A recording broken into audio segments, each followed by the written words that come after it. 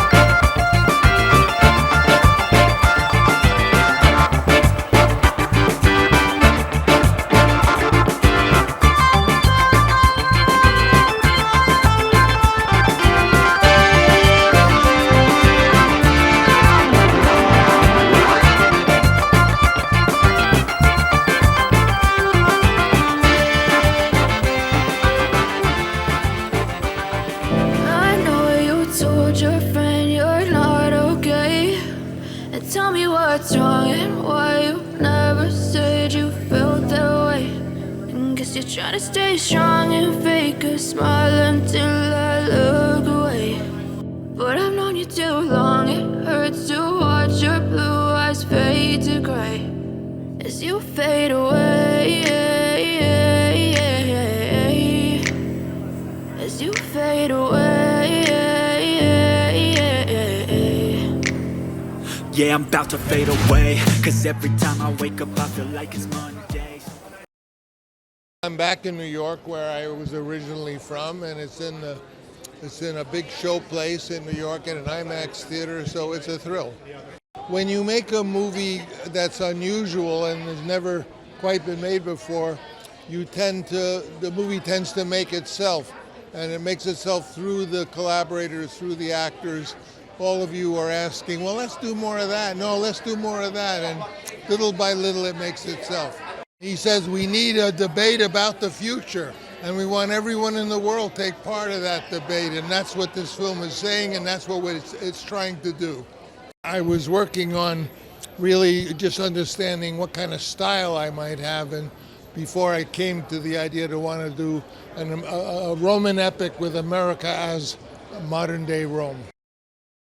It's special for me. I did a reading with Francis probably about 37 years ago around a table of actors, and I wondered what this film was. It had so much to say about a time that has come upon us. The film is really a film for its time. It means so much more to me today than it did 37 years ago when we read it, and it is a brilliant movie about the future. I play Mayor Cicero, who is steeped in an old way of thinking.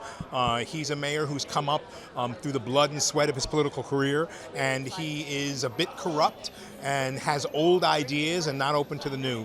His daughter falls in love with Cesar, who is a new industrialist builder with new ideas, a man who can stop time, who, as a mayor of a city, feels like this man has preposterous ideas.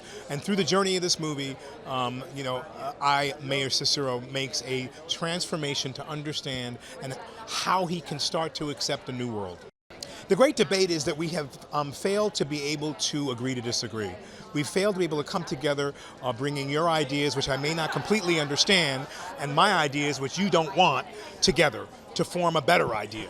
And this is the problem with American politics today. The film really exemplifies much of the ideas that we want to move forward and get beyond. What are we doing here? We're experimenting. What do you want? Well, I'm finding out what I want on this day. Other days you come in, he's texting me at 4 o'clock in the morning, 5 o'clock, 6 o'clock in the morning with an idea that spurns a thought. So by the time I get to the set, I have something new to offer that both of us didn't expect. He's a wonderful filmmaker and a wonderful storyteller, and you should see this movie in IMAX right away. It was a dream come true, you know. He's a legendary filmmaker, and the fact that he wanted me to, play this part was really insane. So, I tried to soak up every minute, and really just let it all wash over me. I think we're in a very interesting time, in terms of the decline of humanity. So I think it's a good time for this kind of message, what can save the world? There's Bob. Yeah. That's Bobby. De Niro. We're kind of in New Rome, if you think about it. New Rome definitely had a lot of New York influences, so it's really exciting to get to celebrate it here in the Big Apple, the Big Roman Apple. I play Claudia Pulcher, and she has these two rebellious sisters. They were around here. And we're sort of like trust fund bad kids, and we're bad influences on Nathalie. The movie opens with the big, you see in the trailer, there's a horse, we're riding a horse and we're kissing, and it's very Roman and crazy, and then she kind of has to struggle if she's going to be loyal to us bad girls or, evolve and grow. It's super surreal. I've looked up to him my whole life, and how kind, and he's a true artist, and I think that they're a dying breed of somebody who's not caught up with the studio system and just has a vision and wants to make it, and he let us be artists, and you're also with some of the greatest living actors of all time. It's insane. I hope that it inspires people to take risks and to have your voice and just make the art you want to make. I think that the industry's gone through so many changes, and I even deal with this on SNL. It's like there's so many rules and like a playbook we all think we have to play, but Francis and this movie is just make what you want to make, and there's an audience there. I'm very nervous. My stomach is churning, but I'm really excited, and I love the movie, and I'm happy to be a part of this ride. I'm along for it. I did not train. I winged it. I did not think about the consequences if I wasn't able to, perform my promises. And thankfully it worked out. I don't know what would have happened if I wasn't able to do it. I don't know. Francis is incredible. He's a very amazing man in general, but also his creative process is totally, seeing it firsthand, you're like, this is definitely why you create things like that. And then when I saw the movie for the first time, I definitely was like, yeah, only Francis Ford Coppola would make this. In the best way possible. I'm so bored. Everything is so boring. Nothing's daring anymore. Everyone's so afraid of people not liking their work or who they are. And I'm like, guys, just someone make something you love already. I've thought this many times. I'm not sure if it was intentional, but it is very, applicable to right now, almost jarringly. It's almost so obvious. I don't know if that was intentional though. I think that change is scary in general, especially in a time where we need stability more than ever. And it's kind of like that fork in the, that circle of a question where it's we need change, but also we need everything to stand still. And that was really the controversy in this film, was destruction is needed for rebirth. And where does that lie? And how will we deal with that, He is a very unconventional director, and he shoots in a very unconventional way. His process is very unconventional. His casting is very unconventional.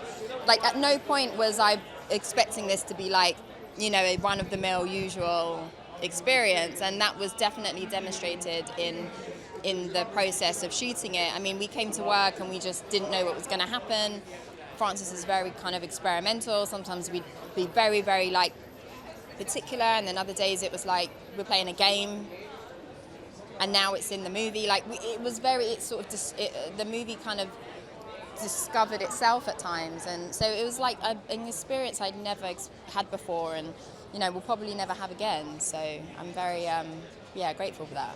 I think what this teaches us a lot about humanity and society is that we often fall into the same habits and mistakes, and you know, that age-old saying of like history repeats itself, but it will express itself in different ways, and you know, there's always going to be aspects that will feel familiar, you know.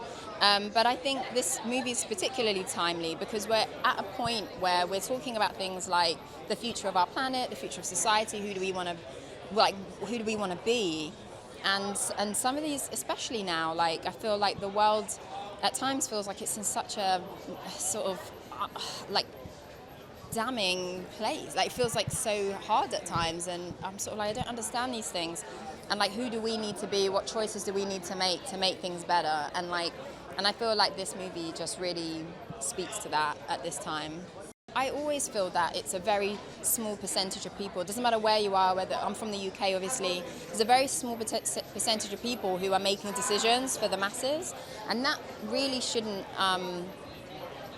I personally don't think that should be the case, but this is why we have our vote, and we get to vote. We're lucky to live in democracies where we get to have our say, and we get to impact change. And so, you know, I wish that people felt much more empowered to do so. The movie definitely just throws up a lot of questions and doesn't necessarily always answer them in a very like clean, like, you know, bow tied, like here you go and fed back to you. I think it forces us as audience members to answer these questions for ourselves, to challenge ourselves, and maybe in our small way we can affect change as we move through our lives, our little corner of the world that we live in. What things can we do differently? And I felt when I finished the film the first time, I was like, wow, I feel really optimistic, and I hope young people will watch it and feel that way too. You know, I would make it absolutely law that all animals are like taken care of, and we all are responsible for them, as well as like children. That would be like, we would all be responsible for them in like an absolute, I don't know what the law would be, but it would be really like specific. And then there would be lots of local gardens and vegetable patches that people can just take from and like as they please, that we house everybody. And I'd like some bedazzling somewhere, just to be cute. I've been very lucky to work with Francis, Godfather too. So I remember Francis, I was aware of it at least 30, maybe 35 years ago, maybe even longer. He was always talking about it. And then I went to, we had a reading somewhere in a studio in Brooklyn, not a studio, but a loft studio type thing, with Paul Newman and Uma Thurman, and I'm forgetting who else. But so he was working on it for a long time. I forget then how it changed from what I just saw today, excuse me. But it you know, obviously it was something that Francis had been wanting to do, working on for a long time in his head, blah, blah, blah, you know. I hope they feel the experience of movie going, because so many people, I'm not watching movies on this. Look, all right, I'm old, but there's nothing replaces your widescreen TV in the basement ain't gonna replace seeing this film in IMAX.